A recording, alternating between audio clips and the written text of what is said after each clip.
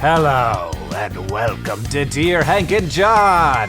Or as I prefer to think of it, Dear John and Hank. It's a comedy podcast where me and my brother John answer your questions, give you dubious advice, and bring you all the week's news from both Mars and AFC Wimbledon. How you doing, John? I'm doing well, thank you. I just received in the mail 378 Tumblr stickers from Tumblr. Oh, wow. And actually from Tumblr. Yeah, from Tumblr itself. And I feel like this 378 things joke has gone a little bit too far. We got to back away from it, Hank.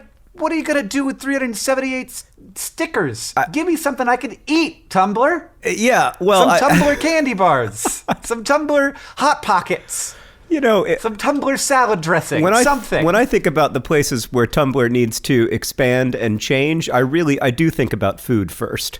They need to get in the Hot Pocket business because I just feel like the current Hot Pocket business is not being well served by only having one brand in it. I do not see enough social media representation at the grocery store. What is that about? That's Why so are there true. not Twitter, what are those things called? TV dinners. Twitter TV dinners. That's what I want. Mm-hmm. They're all 140 calories each. Oh, I love it. I love it. I mean, one of the things I really like about having you as my brother, Hank, is that even when I have kind of very mediocre ideas, you're wonderfully excited about them, and I really appreciate that. Oh, well, I got really excited. I think Twitter's missing out on a huge opportunity. Yeah, I agree. The biggest problem that Twitter has is not being in the TV dinners business. Hank, would you like a short poem for today? Before we do that, John, I have to say that you got your stickers from Tumblr, but from two different sets of fans of the pod, I've gotten candy, and one was the Orions, the weird Irish potatoes that have no potato in them, and now I have received, just because you are always getting the good stuff, and people feel bad for me, I assume, I just got 378 peanut butter cups. What? Not from Reese's, just from people who want me to feel better about my lack of good candy. Man, that's not fair. I love Reese's cups. I know, they're good. But do you know what, John? Do you know what? I have put them out for all of the staff at Complexly Missoula to enjoy. Unlike your policy with your poor people in Indianapolis who just got to look at and not touch the Snickers. Okay. I'm... don't try to paint me as a bad guy just because I wanted to enjoy all 378 of the Snickers that the Snickers company sent to me personally. Well, we're different people. That's all I can say. Do you have a short poem for us today? That's not at all fair.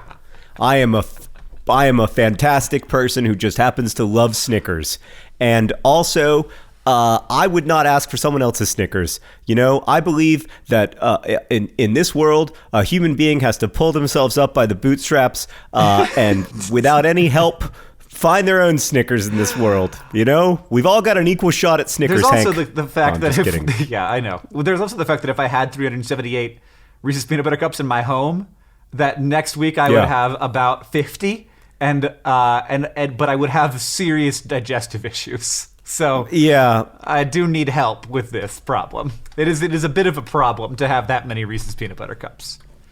I would say that, some people would construct it as a problem, other people would construct it as an opportunity. Here's a short poem. It's by Bill Knott, a poet I've gotten really into since he died. I feel bad because it's so cliche to get into poets right after they die, but I didn't know about him until he died. Anyway, this poem is called Alternative Fates, and I really love it. What if right in the middle of a battle, across the battlefield, the wind blew thousands of lottery tickets? What then? What then, Hank? Like scratch-off tickets? Like they're not done, or are they winning lottery tickets, or are like that have been like, or are they just like, okay, everybody has to get their coins out to see if you won? I think almost by definition they can't all be winning lottery tickets. So then it's not a lottery; it's just really a straight cash giveaway. That would be more expensive than the actual war, I think. Probably not. Wars are astonishingly expensive. It's a good point, John.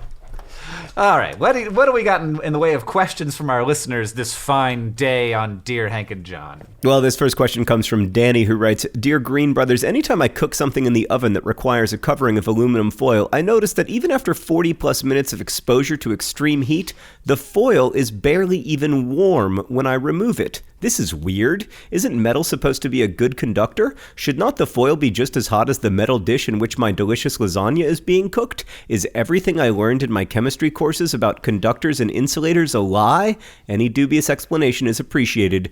Victory for the forces of democracy. Danny. I feel like I just was asked to participate in propaganda by reading the sign-off. I've been tricked, Hank. Yeah, you guys, you're not getting 100%.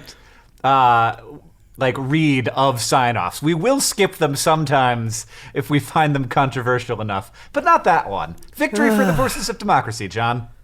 Mightn't democracy have been overrated? Do you not like the frame that victory for the forces of anything really, like, maybe we shouldn't be framing things that way?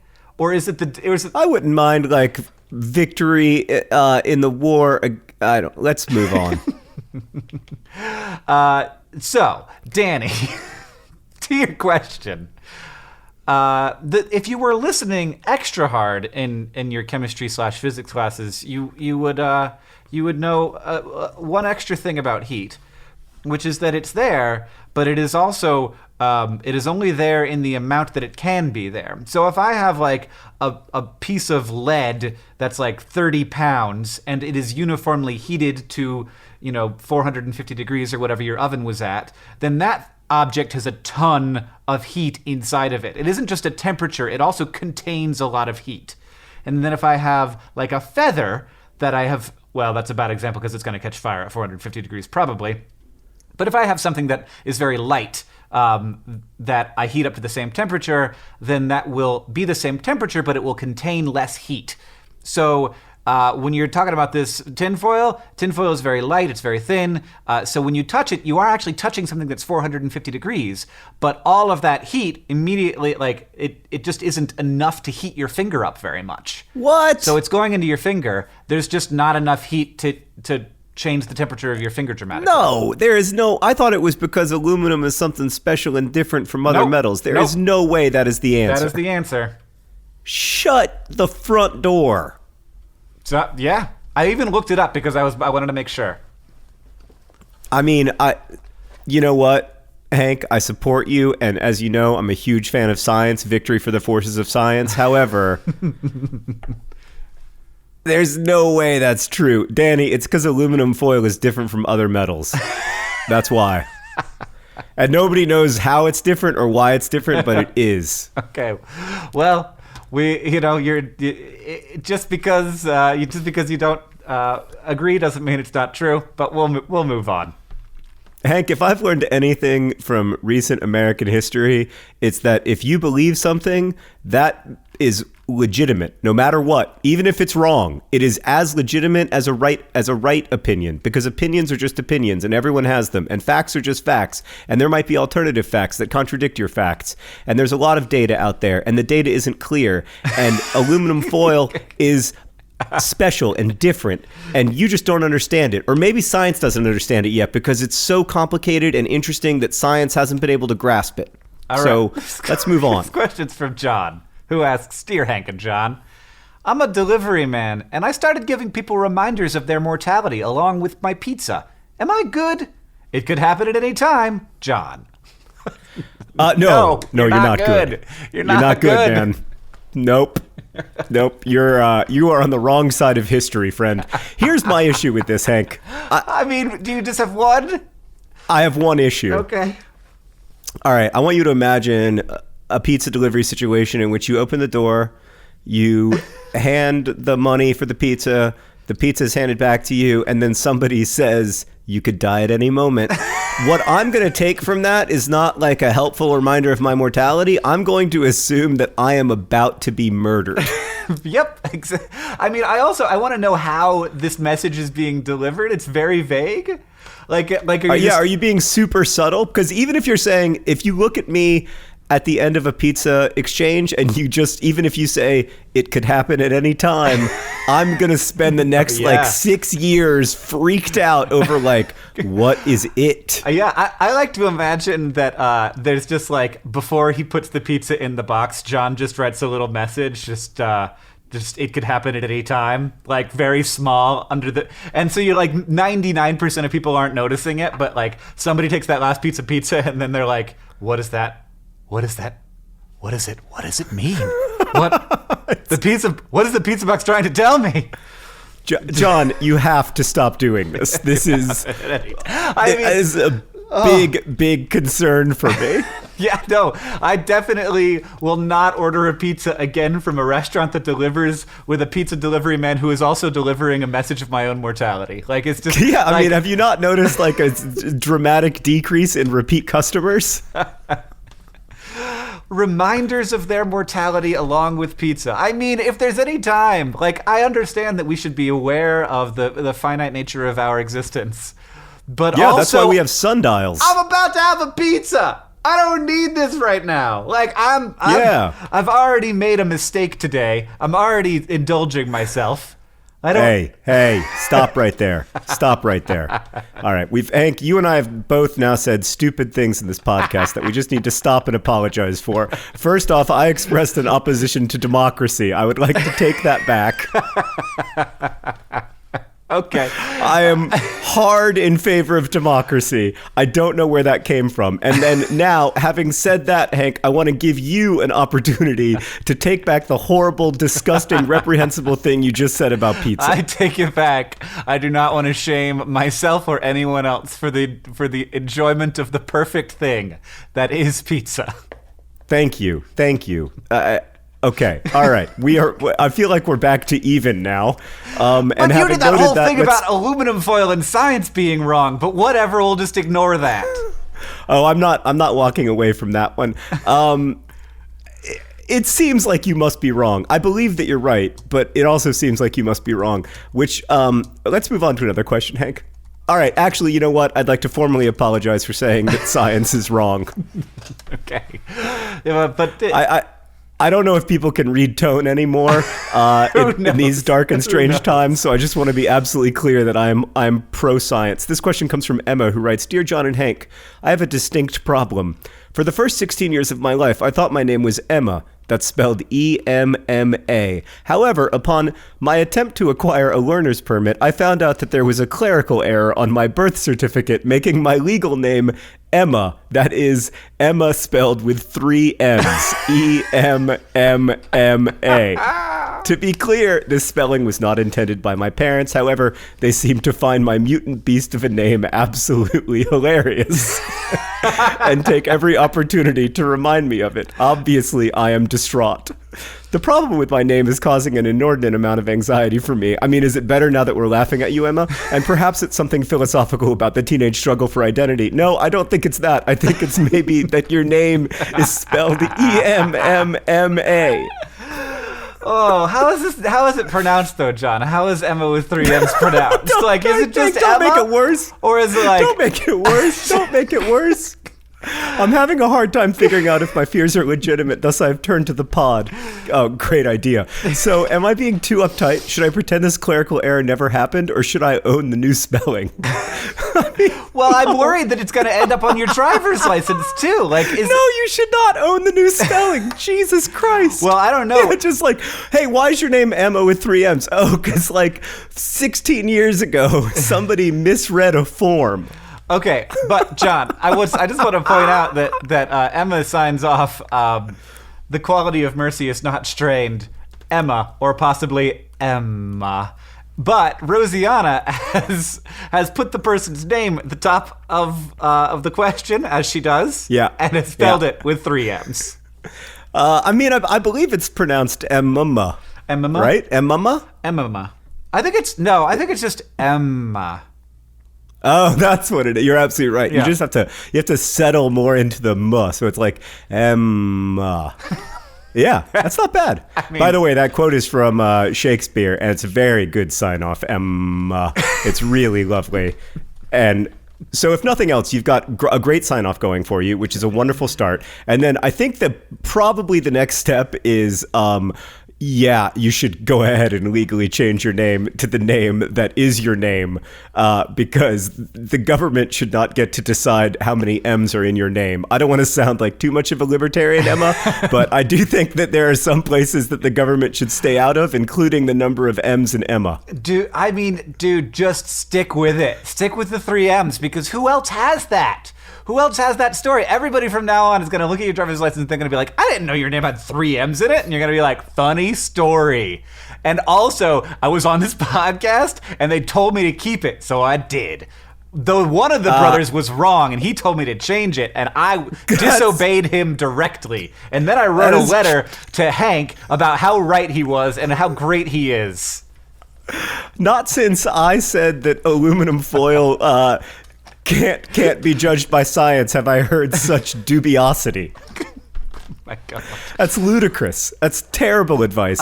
Emma, I mean, look, the thing is, Hank, she will have the story for the rest of her life. No, all she needs to do is photocopy the birth certificate and keep it in her pocket. You gotta and have it come for up the rest of her natural. life, she's going to have a hilarious story. I mean, Hank is right, Emma, that this is a very funny story. Like, I understand that current you is really unhappy about this situation, and I don't blame you, because it is an unpleasant situation to be in at the age of 16 when you're trying to get your driver's license. Future you is going to find this as funny as your parents do. And so you need to hold on to some memories of Emma, but I don't think you need to hold on to the name as your name if you don't want to. All right. I feel as if we have both made our cases. This next question comes from Cassandra with 3 S's. Dear Hank and John, recently me and my boyfriend broke up due to irreconcilable differences a couple of days ago. His name was Ryan, and I'm not even joking. I'm generally doing okay post-breakup. However, this situation has left me with a serious quandary. Who gets custody over the teddy bear we made together at Build-A-Bear? Cinnamon sticks and hockey pucks, Cassandra. Does he want it? I mean, does anyone want it? Does anyone want it? In the long run, is this not a bear that would be best suited with an entirely new family? I mean, have you seen the ending of Toy Story 3? That's where we're at here. Yeah, I think we're in a Toy Story 3 kind of moment, no spoilers. And I think that maybe even in the medium run, it might not be that helpful for you to have the bear, and I don't think it would be that helpful for him to have the bear, but I do think it would be helpful for somebody to have the bear who could really love that bear and care for it. In fact, if you the problem is you don't want to throw the bear away. Like, you don't want to say, no, you bear, I'll take the bear. Do you want to send me the bear? I'll pay for it. Hank, you are not a good home for the bear. I guess you could give it to Oren. On the other hand, I would submit that Oren, among the world's children, is perhaps, yeah, bared up. Yeah, I mean, he's probably reasonably bared up. So maybe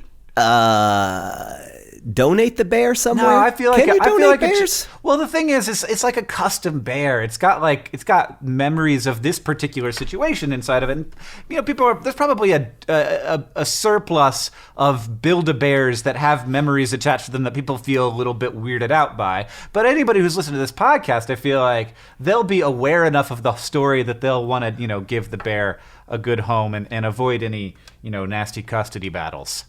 Okay, so if you, listener, are in a situation where you need a bear, a Build-A-Bear bear, high-quality Build-A-Bear bear, available now. By the way, this person has not agreed to make her bear available, but Hank and I think it's the right thing to do. Let us know on the Patreon at patreon.com/DearHankandJohn. You can access it even if you don't donate. If you need a bear, and what you would need a bear for. And Cassandra, if you are ready to say goodbye to that bear, if this relationship is really over, and it sounds like it is, I think maybe if you're willing to give it up, and no pressure if you're not, we can find a good home for it. The bear's name is Crawford, by the way. Crawford the bear, made at Navy Pier in Chicago. It sounds like a lovely and sad story, but I think that there are happy resolutions that can occur. I agree. I am inclined to agree. It's a sad situation. I had a similar issue with an actual cat, not a stuffed cat, but a live cat named Pants, when my college girlfriend and I broke up, and the Pants situation still bugs me. Let's move on to another question from Rachel, who writes, Dear John and Hank, I recently went out with some friends, and the phrase came up, beer before liquor, never been sicker, liquor before beer, and you're in the clear. I feel like this is not actually a thing, since it's just all ethanol, right? It simply depends on how much you drink. Have you experienced this phenomenon, and do you think the saying is true? Still alive, Rachel. Well, I'm glad you didn't die of alcohol poisoning. Good Lord. I mean, maybe that's just generally her sign-off, not to do with the specifics of this question. I feel like as a sign-off, here's my issue with it as a sign-off, it is a little bit redundant. Right, yes. Well, you are typing at the moment, so there is That's my concern. Hank, yes. You and I are going to answer this question differently because you presumably have done some scientific research on it, whereas I have something more powerful than science called anecdote. Hit me with that anecdote, buddy boy. So, I've gone both ways, and my experience has been that if you drink a lot, you will feel sick, and you will feel sick the next day. And once you hit about the age of 37, you will also feel sick the day after the next day. Yeah. So don't drink to excess. And if you find yourself regularly drinking to excess and not able to not drink to excess, you have to pursue not hangover remedies, but instead treatment options. Mm-hmm. Well, I will. There definitely isn't a lot of hard science here. There may be something to the fact that you might get a little more water with your drink if you're drinking beer second, because maybe you drink longer. Because here's the thing. It's definitely a psychological thing more than it's a hard science thing. I think that when you are drunk, you drink more. So when you're not drunk... That is definitely true. So if you start with liquor, and then you're like, I'm a little bit drunk, and then you move over to beer, it's harder to get really, really drunk on at least, your average American beer. I mean, it's super possible. Super possible. Oh, it's not that hard. But it's easy. It's easier to know what you're drinking when you're drinking beer, whereas when you're drinking liquor, shots like a shot glass of a slightly different size can have way more alcohol in it. A mixed drink can have way more alcohol in it. Like, you don't really know how much alcohol is in a mixed drink. So I think it's easier to drink more when you're drinking liquor. I don't think it's impossible to drink a lot when you're drinking beer, but I think that is where this saying came from, is that when you once you are drunk, if you switch to beer, you're getting a little bit more water with your drinking, and also you may not end up drinking as much as if you get a little bit drunk on beer and then you switch to liquor and start going way, way overboard and not knowing how overboard you're going because you're already drunk. So I think that's where it comes from, but absolutely you can get super sick both ways, and so drink. Do not drink to excess, because it's not fun. In my experience, it's not as fun. It's not. No, a few years ago, my best friend Chris gave me a piece of advice that, to quote Gatsby, I forget the quote. I've been turning over in my mind ever since, I think. Anyway, the piece of advice was this. We were at a party, and I had a beer in my hand, and Chris looked at me, and he said, "You know what nobody ever regretted the next morning?" And I said, "What?" And he said, "Not having the last beer." It's a great point. I want to thank Chris for that. But then if you follow that line of reasoning all the way down, you never have any beers. Well, yeah. There's certainly in terms of regret. But it's good advice, especially when it comes to the last beer. I also want to thank John for really just cruising past the part where I called him Buddy Boy and not making a big deal out of my weird decision there. I literally didn't hear that, but it's just one more example of how extremely dubious this entire episode of the pod has been. This question comes from Emily. Oh, wait, did I read the last one? You did. This question comes from Ben, who asks, Dear Hank and John. Poor Emily.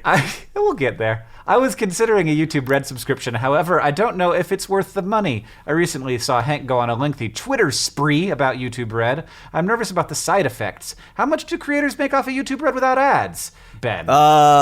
Well, let me summarize quickly. We get a percentage of the revenue that you give to YouTube, and a YouTube Red viewer is definitely always worth more to a creator than a advertising supported user.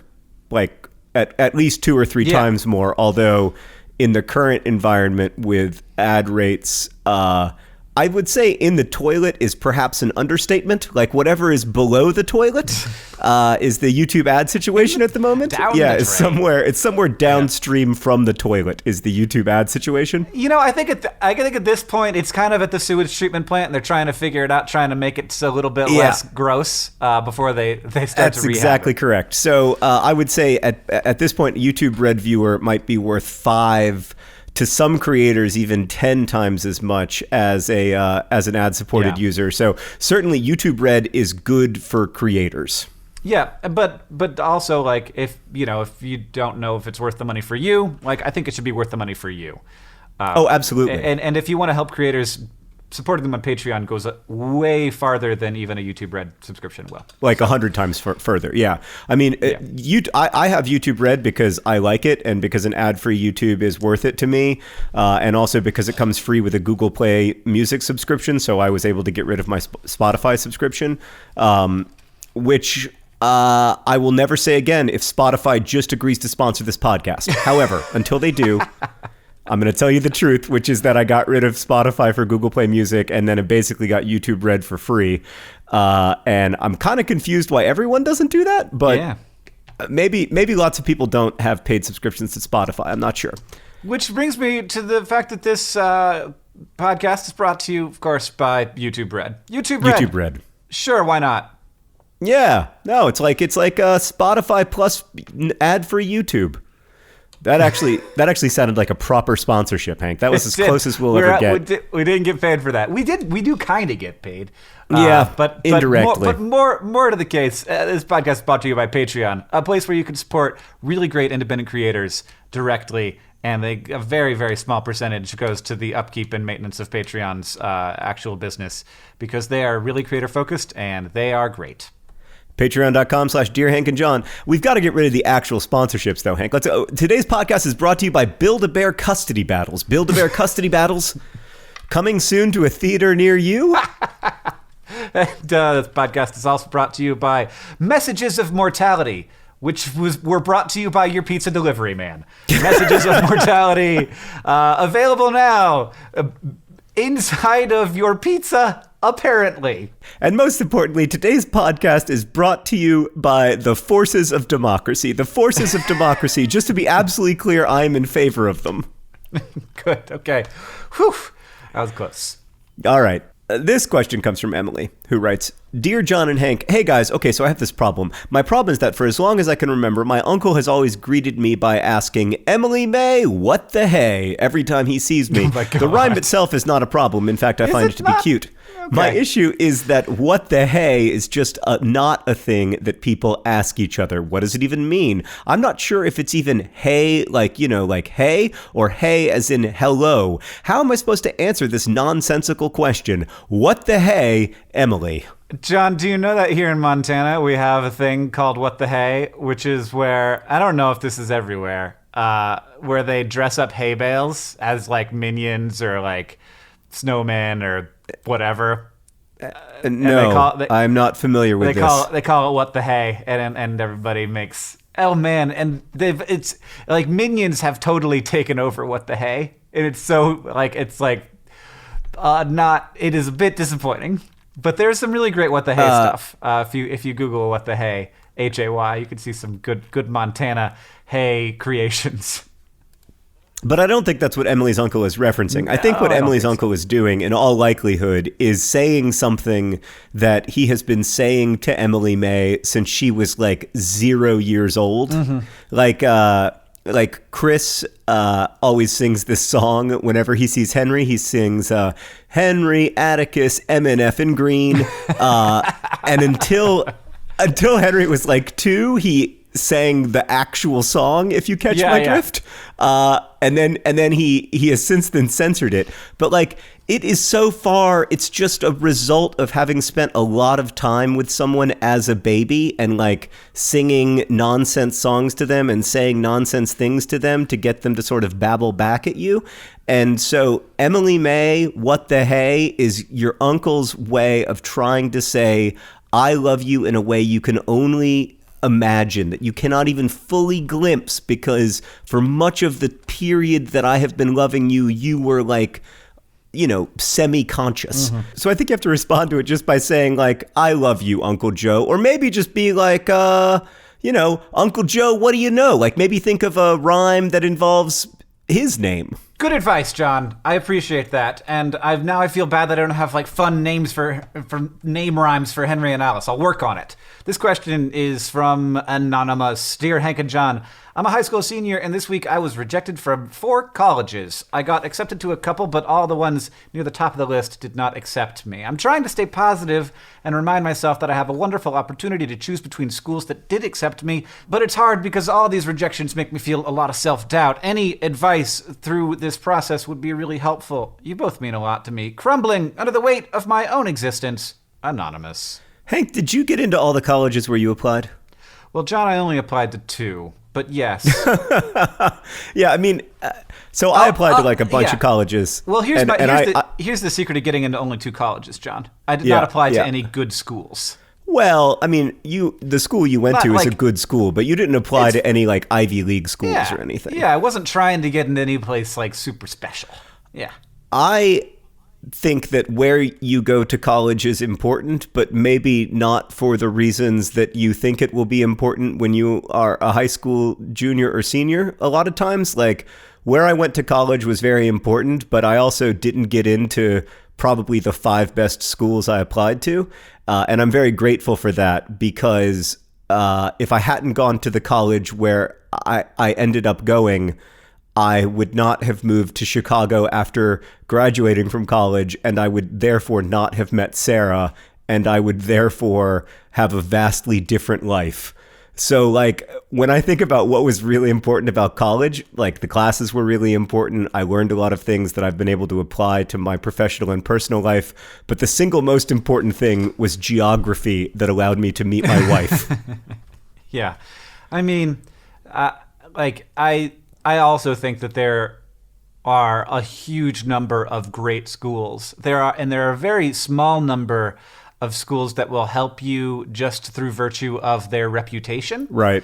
And I almost think like in terms of like, that's kind of weird anyway. Like if you're being helped just by the fact that you went to a school that people like recognize the name, that doesn't necessarily say anything about what you learned.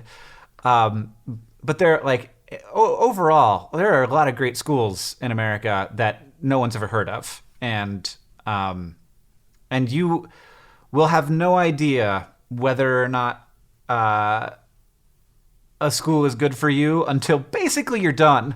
But I think as long as you like come into it with the right mindset and the right goals and want to take on college with sort of an open mind and a spirit of this is exciting and I'm going to make myself a better person for these next 4 years. Like I think you're going to get a lot out of school wherever you go. Yeah, I mean, there are definitely some colleges where it's easier to get a good education than others because they're, student-centered or, or learning-centered or whatever, or easier to get a good education in different subjects. But I would argue that the vast majority of American universities are places where you can get a good education. So it's going to be okay. I remember being very disappointed about the places I didn't get into, although I got into the college I most wanted to attend, even if it wasn't technically the best according to the rankings. But also, I wouldn't put a ton of stock in those rankings. I think, it's measuring the quality of an education is not something that numbers are particularly good at doing. I agree, John. Do you have another question for us? I don't, but I have a number of responses to things, Hank. Oh, okay. First, you might remember Sarah of the Girl Scout cookies. She wrote in to say, "Dear John and Hank, it's Sarah the Girl Scout, and I wanted to let you guys know that with your help, we managed to donate 78 boxes of cookies for the food pantry, which is really great. It's not 378, but it's still a lot. So thank you to everybody who donated and bought Sarah's Girl Scout cookies through the link that we read out loud. Cool. That has really made me very happy. Then a number of people wrote in on the topic of snakes. Because we suggested, I guess, to a kid named Devin that Devin sneak a snake onto the campus of Devin's new college. That turns out to have been bad advice, at least according to a number of college administrators who wrote in to let us know that, in general, snakes are not welcome in dormitories. Really? I feel like there's got to be like some dorms that allow snakes. And I feel like aluminum foil must be chemically special, but apparently I'm also wrong. Susan wrote in as well to say, "Dear John and Hank, I don't have a question. I just wanted to thank you." This is one of the best emails we've ever received, Hank. "I met a guy with a tattoo that says Morituri te salutant. Because I had just listened to the podcast where you explained what that means, I was able to show off my knowledge, and this Friday we are going on our second date." Arrows and otters, Susan. Nice. I mean, it remains to be seen, Susan, whether it is proves to be good news or bad news that you are going on a second date with someone who has a tattoo that says "Those who are about to die salute you." But I hope that it works out. I think it's a pretty cool Latin phrase, and I mean, just don't feel pressure from us to get married. No, that's definitely not. We're okay. We don't need. Just the date is good enough for us. Yeah, John, we're delighted about the situation. Can I read to you a quote from 800 different emails that we got? Yes. It's just a direct quote. It was in all 800 of them. John, OMG, it's bath bomb, not bath ball. Yeah. Come on. I know. I would like to apologize to my friends at Lush Cosmetics for calling their bath bombs bath balls. However, I would also like them to apologize to me, Hank. And I waited until the end of the pod to tell this story because I don't want to in any way damage the amazing reputation of my personal sponsor, Lush Cosmetics. However, one of the bath bombs. So I've been using these bath bombs pretty regularly, and they're fantastic. You can find a picture, in fact, of me using one of them on the Patreon at patreon.com/DearHankandJohn.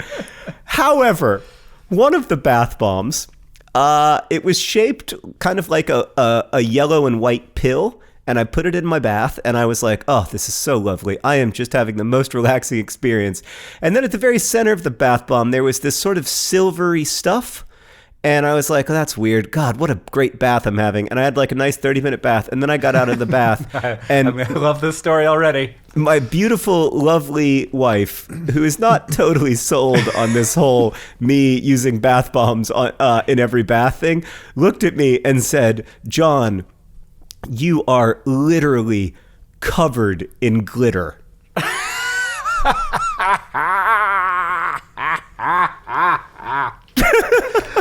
Oh, God. And I was. Not only was I covered in glitter, but I would say that like 5 days later, there is still a fair amount of glitter on my body. That stuff is sticky. Surprised. Oh, that's awesome. I love that. I love that. There's like a glitter pocket inside of it. Yeah. Oh, there should be a special warning. The other day, John, this has started to happen to me. This is very unrelated, but I was drinking what appeared to be seltzer water, and then I started to feel like I had some caffeine, and I looked, and there was caffeine in it. It wasn't branded as an energy drink. It was like branded as like a low-calorie soda thing. And I was enjoying it. And like, you can't just throw caffeine and stuff and not put it on like the front label and say caffeine in this. And I also had a Cliff Bar that had caffeine in it. And no, you can't do that to a guy. I freak out. Okay? That's just like having your entire body covered in glitter. Except it's just my soul. That's what happens to me. Former glitter Ringmaster, soul is with caffeine. Former there. I'm gonna get in here at some point. Former Ringmaster Tom wrote in to say, "Dear friends, a couple episodes ago, you answered a question regarding signatures in which John's old signature was brought up, and then Tom has a copy of Looking for Alaska from March 12th, 2005, which is like less than a week, or I think 9 days maybe after the book first came out." And that has my old signature on it, and we're going to post that on the Patreon so that you can see what my old signature looked like. Second to last, we received several emails from friends or acquaintances of the 14th most powerful Canadian, Gerald Butts. An astonishing number of Dear Hank and John listeners know either Gerald Butts himself or are friends with Gerald Butts, or slow danced with Gerald Butts' friend Justin Trudeau when they were in high school. It's absolutely overwhelming, the number of people who know Gerald Butts. It makes me think that Canada is indeed one of those countries where literally everyone knows literally everyone else. And lastly, and perhaps wait, you gotta give that best little note at the end of that one, John. What is it? That Gerald Butts, if you're wondering, really loves bruschetta. Or however that's pronounced. I think it's pronounced bruschetta, but I'm not totally positive. However, that is a little bit of Gerald Butts trivia for you Gerald Butts fans out there. And lastly, and perhaps most importantly, we received the following email from Sarah. Dear John and Hank, Jeffrey Paterson has become self-aware. Jeffrey Paterson, who, if you're a long-time hardcore listener to Dear Hank and John, you will remember from a previous episode, after months of not accepting friend requests from literally hundreds of listeners, Jeffrey Paterson has accepted all of our friend requests and has become like pretty excited about his newfound platform. Yeah. Yeah, he's posted. He posted. Jeffrey Paterson is feeling excited. Haven't been on in a long time. Didn't think I'd become so popular. It's good. Yeah, I noticed when he added me as a friend, and then immediately I started getting messages from people on Twitter being like, "I'm friends with Jeffrey Paterson, Hank. It happened." And he's posting again. And I'm just so happy for Jeffrey Paterson. Hank, what's the news from Mars? Oh, right. I know the news from Mars this week. Do you know which news from Mars I'm going to give you? I hope it's the news where, while talking to an astronaut, President Donald Trump promised to get a human being on the surface of Mars by the end of his administration. You know, that wasn't going to be my news, because I feel like that more what he's saying than, like, I'm going to get you to Mars in the next 4 years is, I plan on being president for the next 75 years. No, he said he'd like it to be done in his first term, but it will definitely be done in his second term, which means it would happen by 2024, which also means that I'm going to throw this out there, and we don't like to get political on the pod, but I don't know that President Donald Trump has a great sense of what it would take to get a human being to Mars. Of like what exactly Mars is? No, I think he knows what Mars is. I don't think I think he is a person who likes to make bold promises. Yes, he does. Yes. Yeah. What's the news? Is that the news from Mars? It's great news. That doesn't seem doable to me. I'll be honest with you. I'm not very optimistic about hitting my own date.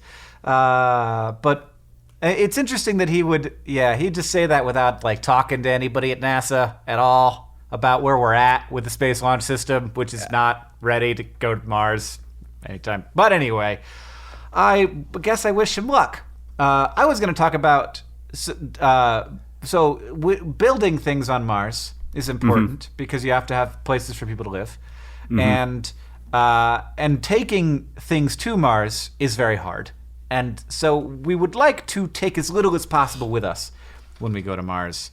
So we have now been able to, in the lab, create a fairly good substitute for what Mars soil is like, or dirt on Mars, or regolith or whatever. And have been thinking, it'd be great if we could build structures out of the stuff that's already on Mars. That way, not only do they have a place to live, but also we could protect astronauts from cosmic rays, and so like maybe we could make bricks from the regolith on Mars, and the thought was we'd have to bring some kind of binder with us, or we would have a microbe that would turn, because on Earth you can't do this. Like you need a binder to make clay into a brick, or a bunch of heat and etc. So we bring like a microbe that would turn like human waste into this byproduct that we could mix with the soil and bake it and turn it into a brick. But they found that actually because of the iron oxide in Martian soil, if you just press it, if you just take a bunch of Mars soil, at least the simulations for it that we have right now, if you just compress it really hard, the iron oxide will sort of break down into like flat little sheets and then stick to itself because it likes to be with itself. And so it breaks down into like flat things and like tiny microscopic structures that will create a brick-like structure. And it requires, as far as we can tell, no extra ingredients. And so you just have automatic Martian bricks, and all you need is to apply a fair amount of pressure, but the kind of pressure that could easily be applied by an electrical press of some kind. And boom, Martian bricks to build houses out of, which is exciting. It is very exciting. You know what is not exciting? Uh-oh. The month of April. Hank, every month, every football team has this thing where every football team in the whole world is like every month, like, let's vote on our goal of the month. Like, here are the top 3 nominees for goal of the month. Which of these amazing goals will be, our team's goal of the month? AFC Wimbledon has not scored a goal in the month of April. Still got that drought going. It's almost like they're like, well, we're safe, so let's just, it's fine. They're enjoying being safe so much that they have now gone five games without scoring a goal. During those 5 games, they've picked up 2 points, both 0-0 draws, one against Swindon Town, one against Peterborough. They lost 3-0 to Bradford City, a score that, from the accounts I could find on Twitter, seemed to rather flatter AFC Wimbledon. And now they're about to play their 6th game of April. And hopefully, maybe, on April 30th, they will score, and then there will be a goal of the month. And there will not need to be a vote because it will just be the one goal. It'll definitely be that one. There'll be 2 goals, and you could pick one. They could fight it out between the 2 goals of the month. Yeah, so, I mean, look, the great news, and it is really great news, I don't want to minimize it, is that AFC Wimbledon are safe. They are going to have another season in League One. The bad news is that if you could be judged on how you finish...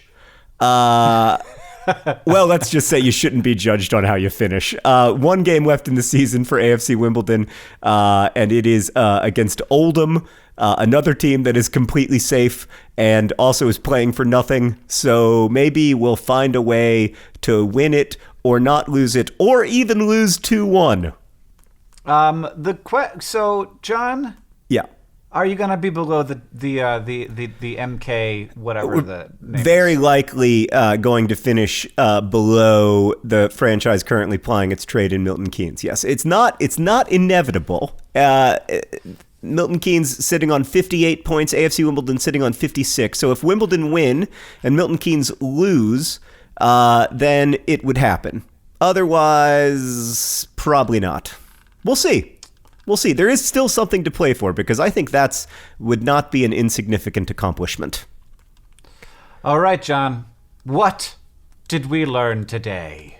Well, we learned that there's nothing special about aluminum foil. It's heat itself that's so weird.